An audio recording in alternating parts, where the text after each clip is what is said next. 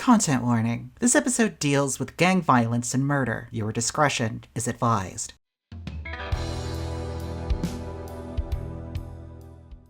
Problems of dogmatism, self-isolation, and political fantasy that have always plagued the RCP and contended within its politics are now in command to a new degree.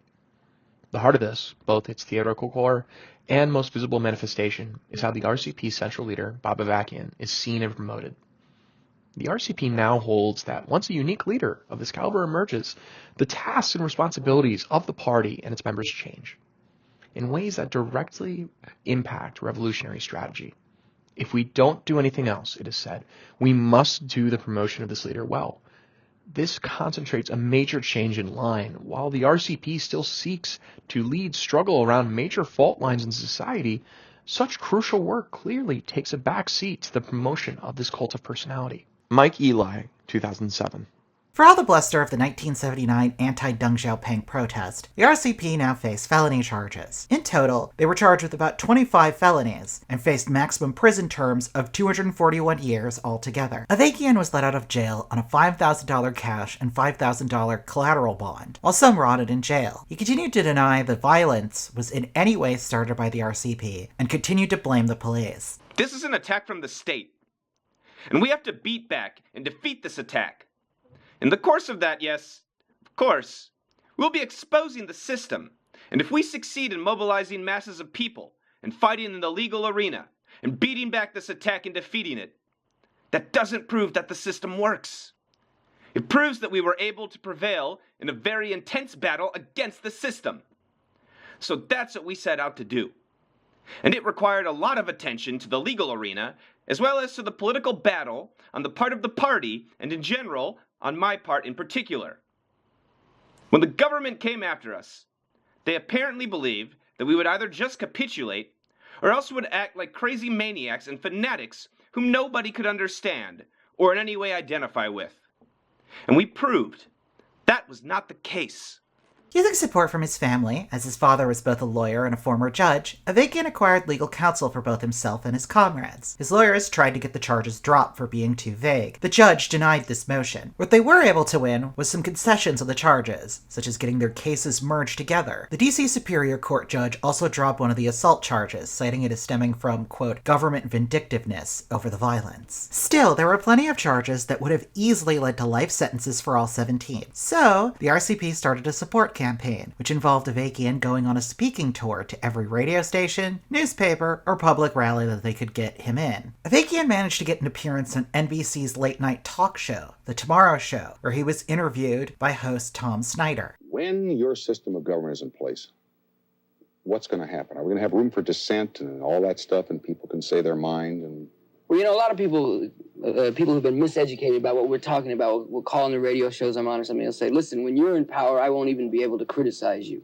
which is the farthest thing from the truth. In fact, we have to say to them is, listen, the biggest problem with people like you is getting you to criticize us once we're in power, because if you'll put up with what's going on to this system now, you'll put up with anything. But I'm not going to dodge a question here. As far as the capitalists who've been overthrown and new capitalists who want to rise in the party, like Khrushchev or Deng Xiaoping and those people in China now who are running the society and subjecting the masses to oppression while they're letting the privileged sectors run wild, those kind of people will not be allowed to organize and try to put the masses back in the hell that they've done. There will be freedom for the masses, the majority. There will not be freedom for exploiters, because if exploiters are free to exploit, then the majority of people are not free to be free of that exploitation. So that if under your system I'm doing this show and there's a guy who wants to come on and say about you guys well, what we're you're going to saying... run the television. Our party's going to lead the masses. No question about that. You mean you're going to run the whole shooting match? We're not. Our party's going to lead the people in running it. We're not going to lead the people and make a revolution, then disappear and abdicate leadership. The people are going to, want and demand that the people that lead this revolution take responsibility for leading them to reshape the society. And we're not going to say, well, so long, we led you, now you're on your own. At one point of the tour, a radio station in Madison, Wisconsin, asked about the growing cult of personality around Avakian. I believe this was on a college radio station in Madison, Wisconsin, who asked insistently, is there a cult of personality developing around Bob Avakian? And I replied, I certainly hope so. We've been working very hard to create one. As Avakian elaborates in his autobiography, he feels that certain individuals are, quote, outstanding leaders for the people. Just as there are people who excel in the arts, math, or science, Avakian believes that such people exist in politics as well, and he just so happens to be one of them. This is a strength for the people. This is a strength for a party. This is a strength for the revolution. This is a strength in terms of contributing to the international struggle. So this is not something to be embarrassed about, or ashamed about, or defensive about. It is something to uphold and to popularize to people that we do have this kind of leadership, and we do have an individual who can play this kind of a role, who is willing to take that responsibility, and is able to do so. Despite all this effort, the legal boondoggle continued. Facing potential imprisonment, Bob Avakian decided to flee the country. In 1981, he applied for political refugee status in France with the UN. He claims he was initially turned down. When I went with my lawyer to the office of the UN High Commission in Paris, we went from one desk to another in the office with my application for political refugee status, and we were turned away at each one. They kept demanding to know. Where are you from? When I would answer, the United States, I would be told, We don't have a desk for the United States or North America because the United States is a democratic country. In effect, they were telling me. And finally, one person in the office told me explicitly that I couldn't even file my application for political refugee status because I come from the United States and there is no political repression in the United States.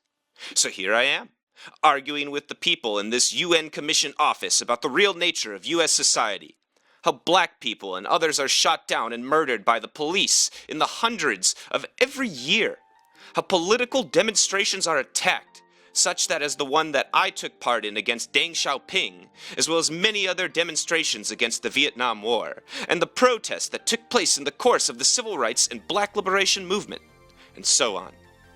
I kept exposing these things, and they just kept turning me away, sending me from one desk to another, and refusing to even accept my application to start the process.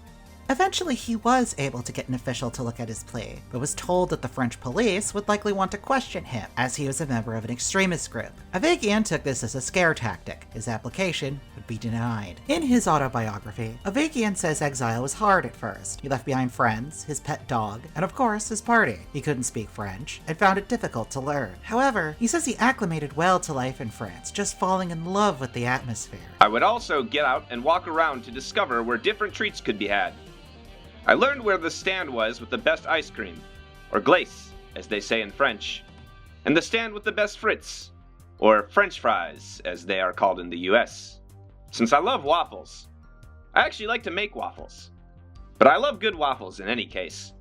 I discovered that the one place in the city where a guy had a little stand selling waffles. In his free time, he enjoyed watching movies, NCAA basketball, and communicating with other political exiles. But from all those miles away, he still ran the organization, and as we'll discuss very soon, things weren't always going particularly well. Avakian missed how hands-on he could be, as this was before the internet, with letters being slow and international phone calls being expensive. So he spent a good chunk of his time regarding his leadership duties with studying old communist politics from the Mao and Lenin eras. This led him to writing more books, which would then be sold back in the United States. Within a year of his exile, the charges would be dropped. Still, the scars of the 70s would continue to hurt the organization. More of the old guard from the Revolutionary Union days continued to leave, such as Steve Hamilton, who finally came out as gay after leaving in 1980. In a history of the Rue he penned around the same time, he recounted how the group continued to devolve, commenting, Now, in 1979, RCP seems to have regressed to a kind of left adventurism that is reminiscent of the Weatherman days,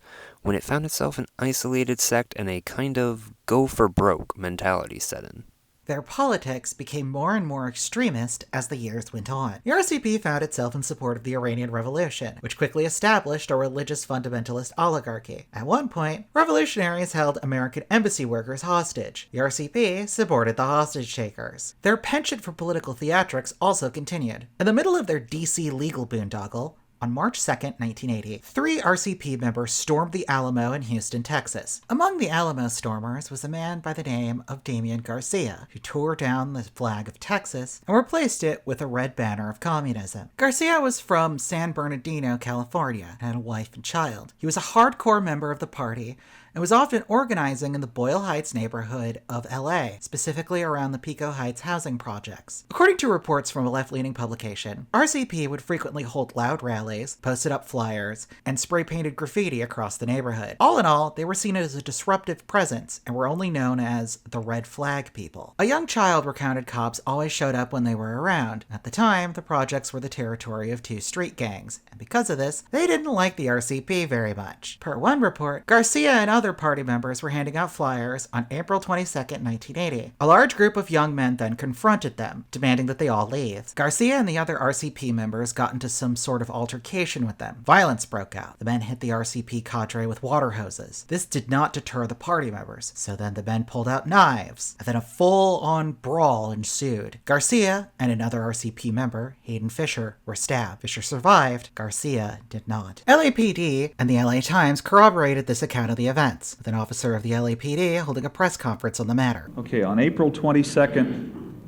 1980, at 1750 hours, that's 5:50 p.m., Damian Garcia, 30 years of age, sustained multiple stab wounds and expired in the 300 block of South Villa Los Santos.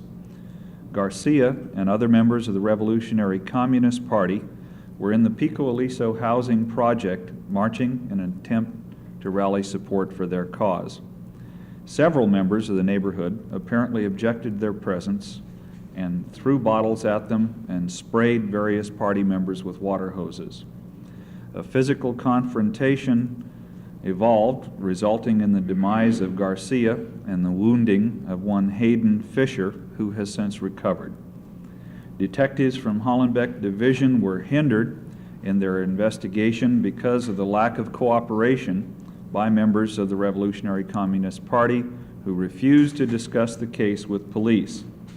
Notwithstanding, Hollenbeck homicide detectives were able to tentatively identify the killer as one George Arellano, Arellano, whose nickname was Chango. But the RCP refused to cooperate with the police investigation, instead opting to promote a different account of the events. The RCP claimed that Garcia was assassinated by the police, a hit plotted for years against their revolutionary activities. This wasn't entirely without some merit. RCP largely cited the presence of Fabian Lizarraga during the incident, who was an undercover police officer. As part of his work, Lizarraga had apparently started a relationship with a party member, which per the LA Times, after first consulting his superiors, he regularly engaged in sexual intercourse with a woman party member, because he believed that if they had sex, he could get more information out of her. Lizarraga was outed after the stabbing incident when he was found by an RCP member in uniform, working his police beat in Westwood. Apparently, the LAPD decided him walking around as a cop in full sight of the public was a good idea. Both narratives persisted, with the RCP account losing steam over the decades. Regardless of what happened that day, a father was dead, and a poor neighborhood was disturbed by a bunch of college-educated, self-described revolutionaries who brought in police presence where none was wanted. Garcia had been flyering for an event on May 1st. A mass nationwide rally of revolutionaries on International Labor Day against capitalism. In LA, they had applied for a permit to rally at MacArthur Park. Due to their lack of cooperation with the LAPD and antics, the permit was denied, though eventually the LAPD had advised if they kept to the sidewalks, they would not be disturbed. LAPD, however, decided to station 300 riot cops, and the RCP being the RCP, a fight broke out. For years, the RCP would continue these rallies, though with markedly less violence and fanfare. At one point, they vandalized the park after demanding it be renamed in honor of Garcia. Garcia's death would garner sympathy amongst leftists, and also continue their relevancy despite the far left waning in the 1980s. Around 1982, RCP joined international meetings with other Maoist groups, eventually forming the Revolutionary Internationalist Movement, which would last until 2007 when it disbanded. They were joined in this effort by a smattering of tiny Maoist groups. They included the following: the Liberation Organization of the People of Afghanistan, which nominally allied itself with the Afghan Mujahideen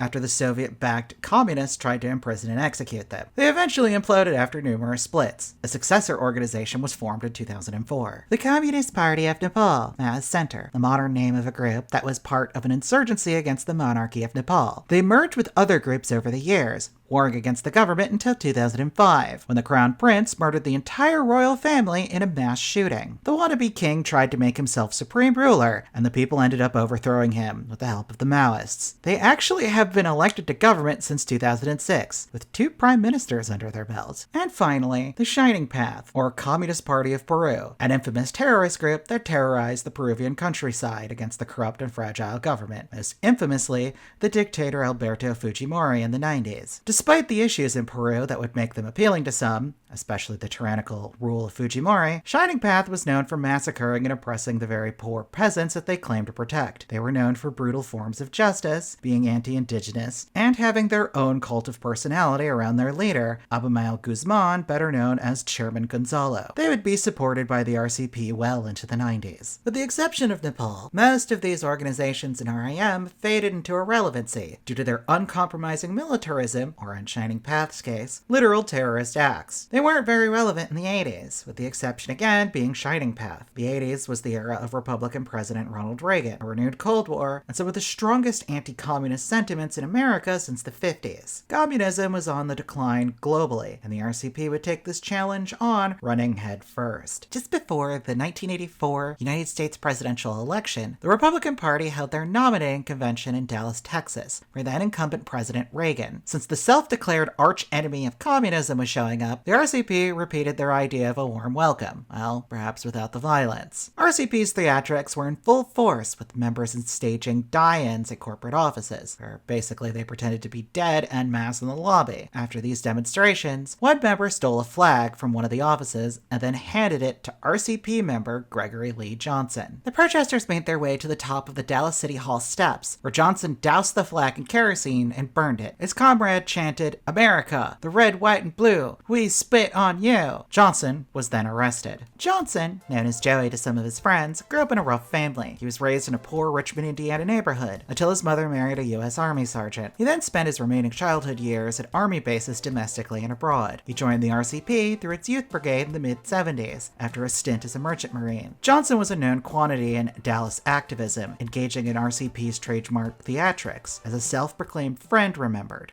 Joey was best known in Houston peace, anti-nuclear, and Central American solidarity circles as the RCPer who would show up at every local demonstration with a bloody severed pig's head, tendril still trailing along, that he'd drag along a leash and collar while shouting anti-imperialist slogans.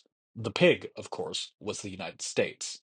History does not record how many onlookers were moved to revolutionary action as a result, but it didn't impress many of his fellow activists. Acute embarrassment was more like it. Johnson was charged for burning the flag, sentenced to a year in a Texas jail. Johnson then got help from the American Civil Liberties Union and appealed the case all the way up to the Supreme Court. In 1989, 5 years after his sentencing, he was absolved of all charges. In the 5-4 ruling, the court said that laws making burning the flag illegal were unconstitutional, as it violated freedom of speech. As Justice Anthony Kennedy put it, "For all the record shows, this respondent was not a philosopher, and perhaps did not even possess the ability to comprehend how repellent his statements must be to the Republic itself. But whether or not he could appreciate the enormity of the offense he gave, the fact remains that his acts were speech in both the technical and the fundamental meaning of the Constitution. So I agree with the court that he must go free." Newly elected Republican President George H.W. Bush attempted to fight it with a national ban, only for the court's decision to be affirmed yet again. Texas v. Johnson is widely celebrated, with Time magazine calling it one of the best rulings since the 60s. I find it a tad bizarre that one of the most notable defenses of our American freedoms originated from a group, among those, that hates the country the most. As the conservative 80s rolled into the post-communist 90s, the RCP would continue to fade into obscurity. As that retreat grew, the internal chickens of various scandals would proverbially come to roost.